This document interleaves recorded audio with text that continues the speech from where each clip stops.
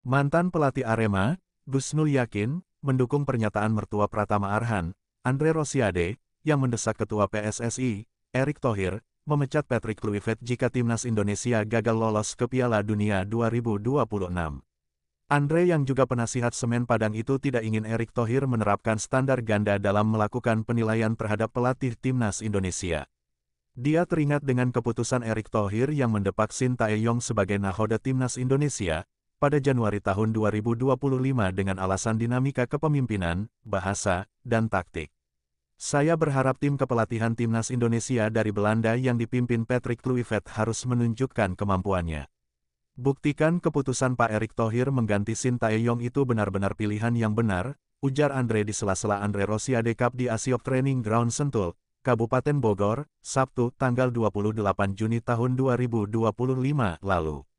Timnas Indonesia akan melanjutkan perjuangan lolos ke Piala Dunia 2026 lewat putaran keempat kualifikasi yang digelar di Arab Saudi dan Qatar, Oktober mendatang. Gagal harus dipecat. Jika gagal pada fase ini, JIZSDKK masih punya peluang lewat ronde kelima yang akan bertemu dengan wakil konfederasi antar benua. Kalau gagal di putaran keempat, menurut saya Kluivert DKK harus dipecat. Itu konsekuensi. Pak Erick Thohir memilih memecat Sintayong dalam rangka untuk prestasi yang lebih baik, tutur Wakil Ketua Komisi V DPR RI tersebut. Tidak lolos ke Piala Dunia 2026, pecat. Menurut saya tidak ada gunanya. Tapi kalau PSSI ngotot, mempertahankan kerjasama dengan KNVB, itu hak PSSI.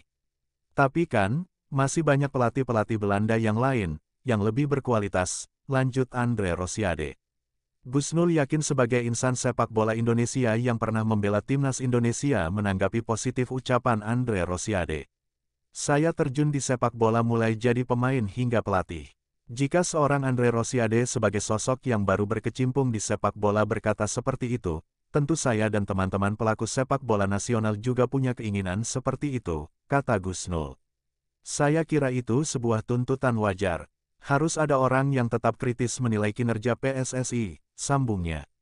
Bukan karena kebencian, namun, lanjut Gusnul yakin, berkaca dari proses pemecatan Sintayong awal tahun ini, pemberhentian Patrick Kluivert nanti jangan karena latar belakang kebencian.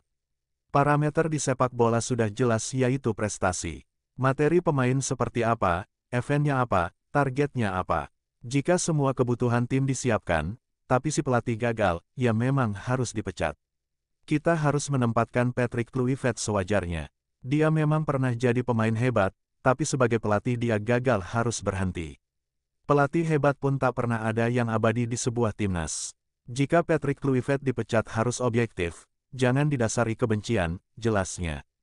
Bila kontrak Patrick Kluivert di timnas Indonesia tak diperpanjang, Gusnul yakin menyarankan agar PSSI konsisten dengan programnya. Cukup Patrick Kluivert yang diberhentikan, jangan semua gerbong pelatih asal Belanda saat ini dibongkar. Seperti era Sintayong kemarin, kita akan memulai dari nol lagi dan tujuan tak akan pernah tercapai. Sepak bola kita masih butuh sosok lain, terutama Simon Tahamata. Jika PSSI ingin melanjutkan kerjasama dengan KNVB, maka kita harus cari pelatih asal Belanda lain yang prestasinya lebih bagus dari Patrick Kluivert. Banyak pelatih muda Belanda yang bagus kok, paparnya. Ketua Umum PSSI, Erick Thohir, menasihati mertua Pratama Arhan, Andre Rosiade, usai minta Patrick Kluivert dipecat dari timnas Indonesia jika hal ini terjadi.